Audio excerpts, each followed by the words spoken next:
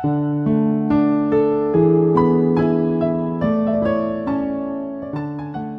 selamat malam Mas. Saya kenalkan atas nama Poli Lobu dan yang sebelah saya adalah Herman Barugu. Sama-sama datang dari Pulau Nias, Sumatera. Dari Sumatera. Jadi masuk kedatangan kami di sini itu untuk mengikuti Hari Undang-Undang Desa tahun 12. Jadi penasaran juga seperti apa sih lahirnya organisasi PPLAS di hati kami sebagai perangkat desa yang ada di Pulau Nias. Monggo Mas. Ya. Jadi memang untuk sementara ini saya belum pernah memberikan satu kejelasan secara detail terkait dengan berdirinya pelaku sebagai penyelenggaraan. Namun setelah saya melihat ada beberapa yang mencoba untuk lebih menerangkan terkait dengan berdirinya PPD, kadang saya juga merasa bisa. Yang mendirikan saya, artinya tetapi sekarang banyak informasi yang keluar di YouTube itu menurut saya tidak pas. Jadi awal berdirinya PPDI yang pertama itu dari sudut pandang bahwa ada beberapa persoalan yang cukup serius, terutama yang berkenaan dengan sifat yang kemudian juga cara dan mekanisme sangat termarginalkan perangkat desa pada tataran sebagai pengelola pemerintahan tertentu.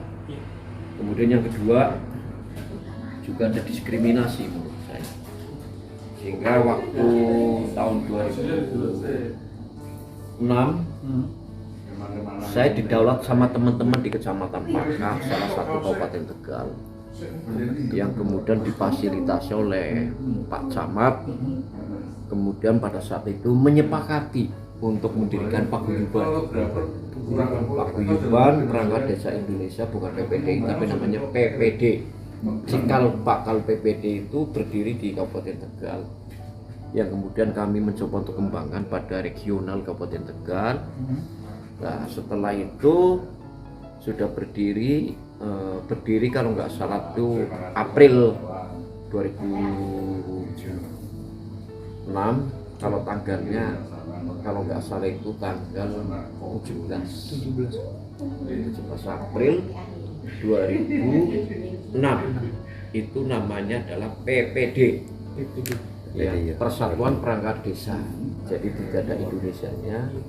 Nah, merasa kami sudah melakukan satu komunikasi dengan teman-teman perangkat di Kabupaten Tegal, terdengar ada paguyuban di Pekalongan FKPD kalau nggak salah, dan berdiri juga di Kabupaten Batang, tiga kabupaten itu, yang kemudian pada akhir tahun kami melakukan satu silaturahmi dengan beliau Pak Nanang, termasuk Pak Ahmad Panggung itu, dan yang satu adalah Pak Ajunis. Nah, kemudian disepakati melalui pertemuan, termasuk salah satunya tokoh di sana Mbak Rida dan almarhum Pak Munajat Mugiono, yang kemudian di Batang diwakili sama Pak Haji Karno. Nah, beberapa pertemuan, 3 pertemuan, yang terakhir kalau nggak salah itu tahun 2027 kita sepakati mendirikan satu paguyuban bernama PPDI, walaupun di situ tarik ulur ada yang menghadapi FKPD, ada yang saya mempertahankan PPD, yang kemudian solusinya ada Indonesia. Di tahun 2007. Nah, 2007 kami bergerak dengan Pekalongan ya, karena saat itu juga Batang tidak begitu sebaik komunikasinya, sehingga 2 kabupaten ini kita melakukan perjuangan. Kemudian alhamdulillah kita tambahan 1 kabupaten itu di Pemalang, di komandone Mas Aidin masa intinya kemudian kita mencoba untuk melakukan rel-rel lobby-lobby politik di pusat yang alhamdulillah waktu dulu itu menterinya masih orang Tegal itu Pak Medan. Iya dari Medan Pak. Iya Pak. Saya sempat ketemu. Beliau sempat mengatakan yen wani ya wani, yen ora wani ya sangat benar. Artinya itu sebuah tantangan dan nasihat yang cukup bagus. Yang kemudian kami melakukan satu rel perjuangan karena di Pemalang belum begitu kuat, Batang belum begitu kuat, sehingga dua kabupaten antara Kabupaten Tegal dan Pekalongan kita mencoba all out melakukan satu politik yang berkenaan dengan diskriminasinya perangkat dan kemudian secara makro adalah tidak ada payung hukum terhadap perangkat desa. Nah, dari situlah kemudian kami mengembangkan organisasi, alhamdulillah beberapa provinsi. Di samping kita instan di Jawa Tengah, Jawa Barat dan Jawa Timur, termasuk di Bali dan di NTB menjadi salah satu target supaya ada teman-teman satu perjuangan yang orientasinya adalah untuk memperjuangkan kepentingan desa secara makro. Antara lain dulu kami mencoba untuk memancing dengan istilah perangkat desa harus PNS, walaupun tidak menutup kemungkinan hal itu tidak tercapai, ya. Tetapi pergerakan yang dibungkus dengan itu, yang kemudian menghasilkan satu kekuatan yang dahsyat, berdirilah para pejuang-pejuang PPD dan melakukan satu perjuangan bersama sampai pada tahun 2009 pergantian era presiden DPR RI yang kemudian kita pupus. Karena di situ tidak bisa aspirasi kami tertampung. Kami untuk mencoba dengan satu sisi ya, penguatan organisasi yang kemudian rel perjuangan yang dilakukan di pusat mulai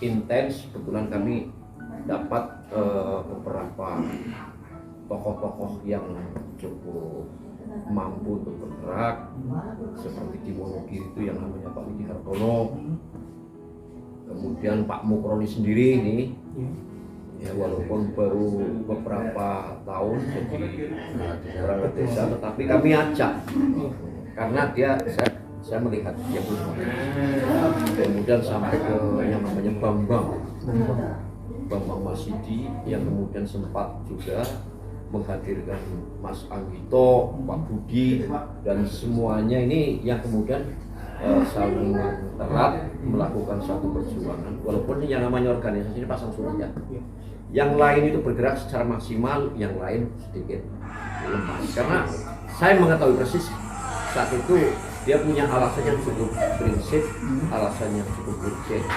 Karena perangkat desa pada saat itu tidak mendapatkan apapun.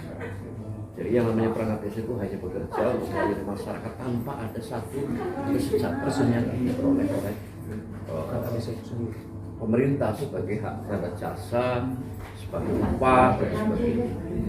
Nah, mulai dari situ all out tahun 2009 saya menemukan beberapa tokoh-tokoh yang menurut kami adalah tokoh yang cukup sejati, tokoh yang mampu berharap mengubah satu perubahan. Ini adalah garis besarnya ya. Kalau mau cerita rinci mungkin 2 hari 2 malam belum selesai. Ya karena yang jelas kami mencoba untuk melihat, saya harus mencari teman kami pejuang-pejuang yang tangguh. Jadi dari Jawa Timur banyak, Jawa Barat banyak, Jawa Tengah gudangnya ada sebenarnya. Ya, kami pun tidak mau meninggalkan siapapun. Alhamdulillah di tahun 2014 tanggal 18 Desember setelah dulu saya ditemui oleh pejabat-pejabat penting, alhamdulillah di situ kemenangan yang bisa kita ambil, lahirlah undang-undang. Walaupun ini perjuangannya luar biasa melalui lobby-lobby, dan lobby-lobby ini tidak bisa begitu. Artinya tidak bisa sampai saya membuat tim. Ada ring 1, ring 2, ring 3, ring 4. Artinya kita punya ring yang kemudian sistem komandonya pun kita ciptakan. Si A menjadi daya serang di dalam hal masalah dukungan dari legislatif, dari eksekutif. Kemudian si B, saya beri tugas untuk mobilisasi kepentingan keanggotaan dan komunitas. Kemudian si C, karena ini undang-undang tentunya juga kita akan membuat satu tim untuk mengkaji secara akademik bagaimana proses jika kita memperjuangkan undang-undang ini. Otomatis kita harus ada rel-rel hukum yang berkenaan. Kemudian yang keempat ini pun masih tetap kami tidak mengindahkan. Ini fungsi keempat juga cukup penting. Jadi tim ini bergerak untuk meyakinkan pada teman-teman bahwa kami ada dan kami bergerak. Kemudian yang kelima adalah bergerak di dalam dunia maya. Jadi ada 5 tim, 5 jenis divisi ya yang kita bangun. Walaupun tim ini ada 5 tingkatan. Misalnya pada tahapan pertama saya katakan tahun 2027 tahun 2019 saya dan Pak Nanan itu termasuk ring 1, termasuk Pak Ahmad Panggung ya Pak 2009 iya sampai 2009 ini 2009 awal ya, terus termasuk dari Magelang itu dulu ada itu ya, dari namanya Pak Binto Pak Suminto ya. Kemudian dari Klaten itu temannya Mas Anggito itu namanya Bambang Masidi, orang hitam tapi dia komitmennya tinggi. Nah dari situ yang kita bangun. Ini bukan kelas ya sebenarnya, tapi saya suka kunjung dengan beliau karena itu semangat berjuangnya. Nah, yang kemudian setelah itu ada beberapa kabupaten yang sudah mulai merintis. Yang kemudian tahun 2019 datanglah para pejuang-pejuang sejati antara lain di Kemandiri ya Pak Ludi Hartono ya, terus yang namanya Pak Maturidi di samping kita ini kan Pak Maturidi itu orang Kebumen, Pak Abdul Aziz Purworejo, yang kemudian Pak Atim Pak Atim itu almarhum Sudiarjo.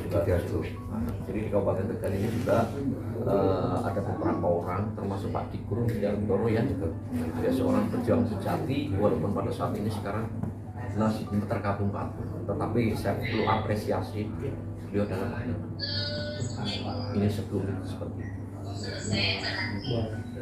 Terima kasih sejarah singkat ya terbentuknya lahirnya PPDI. Jadi bagi kami juga dengan bisa tahu dengan kondisi sejarah PPDI ini artinya kami bisa mengembangkan kepada teman-teman yang lain.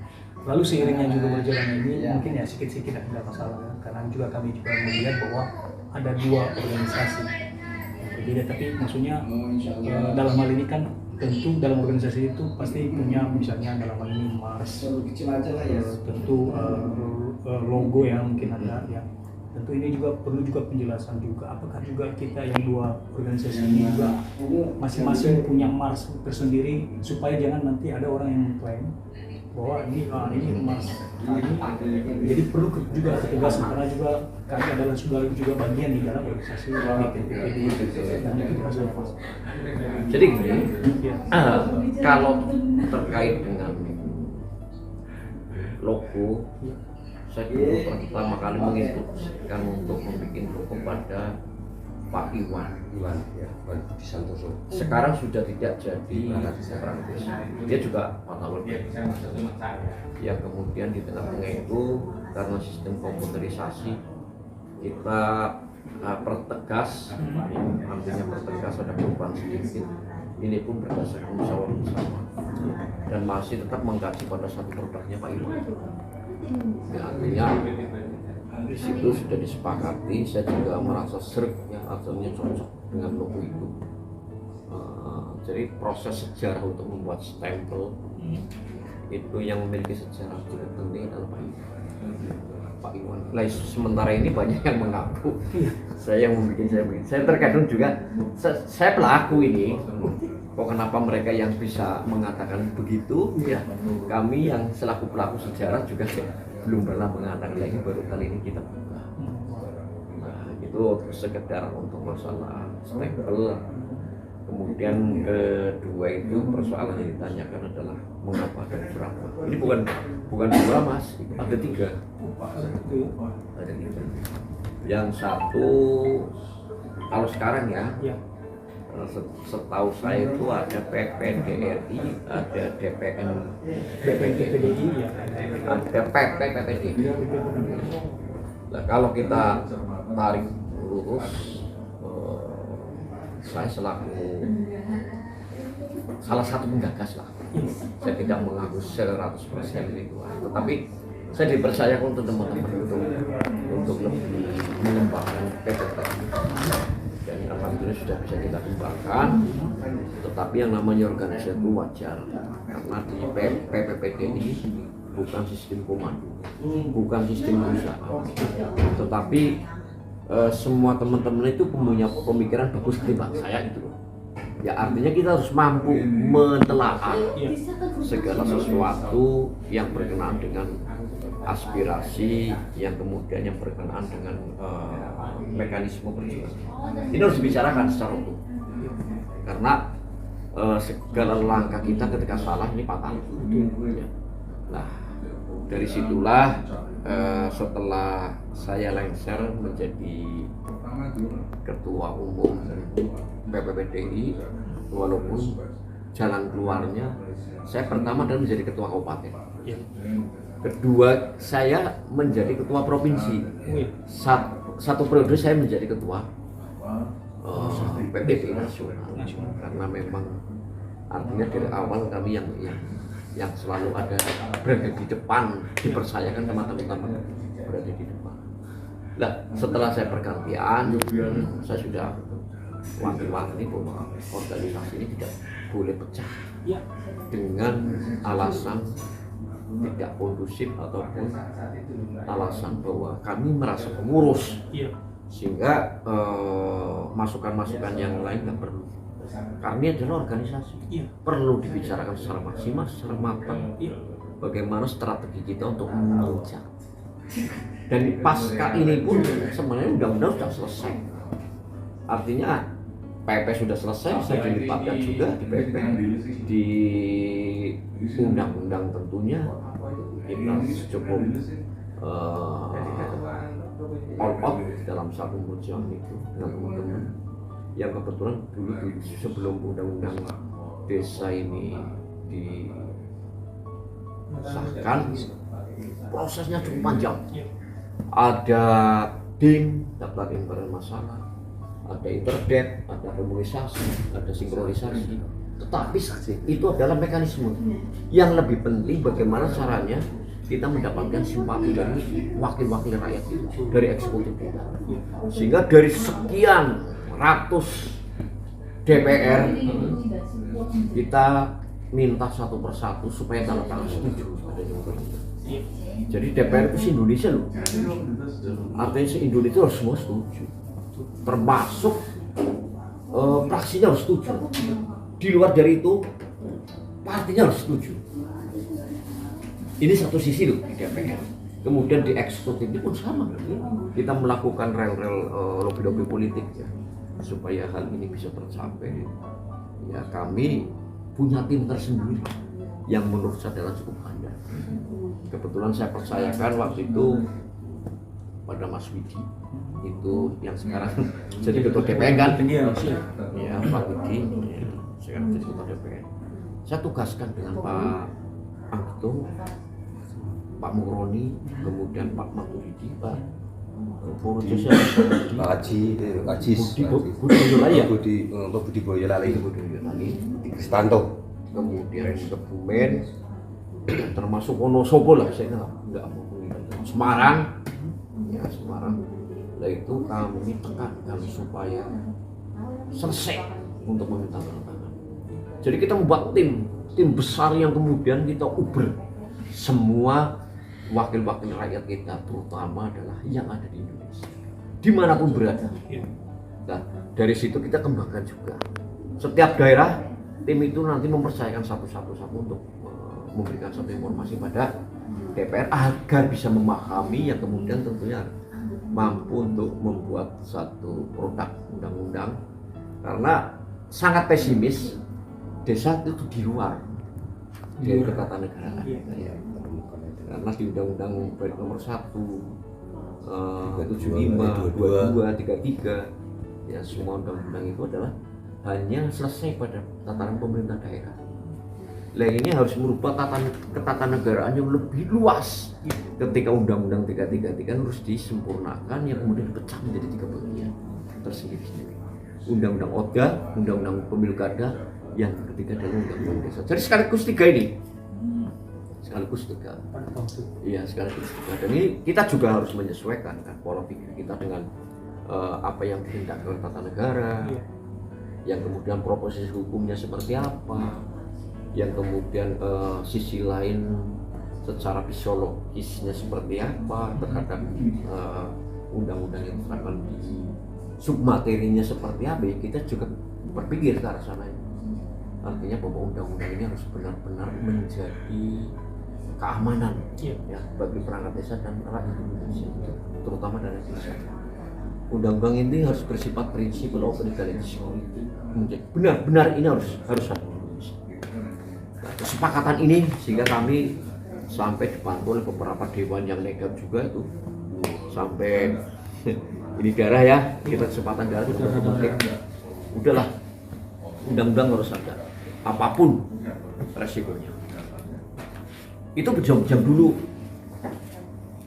Kalau sekedar PP, saya yakin itu sangat mudah ya. Ya, sangat mudah. Saya bukan menepis PP ini, tetapi secara logika saya berpikir itu sangat mudah. Sehingga setelah undang-undang ini selesai, paling tidak harus ada penguatan yang di PP. Kira-kira yang tidak signifikan di undang-undang yang diimplementasikan menjadi generalisnya itu yang apa itu harus diperbaiki. Nah, ini adalah tugas-tugas daripada organisasi yang sekarang. Saya kira itu. Baik, mungkin satu lagi yang belum dijawab tadi tentang tadi Mars ya, karena ya wajar saja kami juga bertanya karena kami juga dari sananya juga. Kalau Mars ini saya nggak tahu persis ya, tetapi yang bikin adalah Pak Widi. Yang Pak Widi yang pada waktu itu kalau saya menyanyi, rakernas Wonogiri. Kalau Pak Widi itu yang bikin, saya tidak ada intervensi. Tahu-tahu Pak Widi datang ini udah Mars. Gimana kau?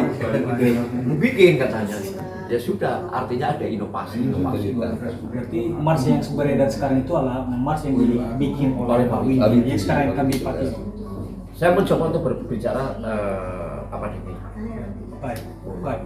Boleh, baik, terima kasih Pak Ber atas peristiwa sejarah lahirnya.